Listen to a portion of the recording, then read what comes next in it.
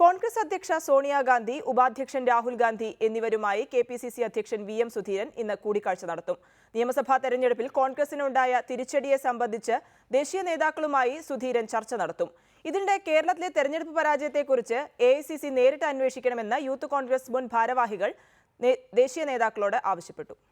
നിയമസഭാ തെരഞ്ഞെടുപ്പിൽ പാർട്ടിക്ക് കനത്ത തിരിച്ചടി ഉണ്ടാകാനിടയായ സാഹചര്യം ദേശീയ നേതാക്കളെ ധരിപ്പിക്കുമെന്ന് സുധീരൻ വ്യക്തമാക്കിയിട്ടുണ്ട്.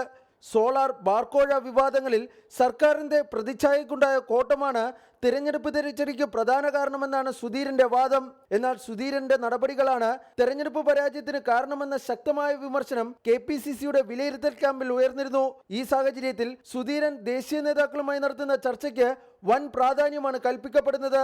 ഇതിനിടെ തെരഞ്ഞെടുപ്പ് പരാജയത്തെ സംബന്ധിച്ച് എഐസിസി നേരിട്ട് അന്വേഷിക്കണമെന്നാവശ്യപ്പെട്ട് യൂത്ത് കോൺഗ്രസിന്റെ മുൻ ഭാരവാഹികൾ എഐസിസി നേതൃത്വത്തിന് പരാതി നൽകി. പാർട്ടിയിൽ തലമുറ മാറ്റം അനിവാര്യമാണെന്നാണ് യൂത്ത് കോൺഗ്രസ് നേതാക്കളുടെ ആവശ്യം.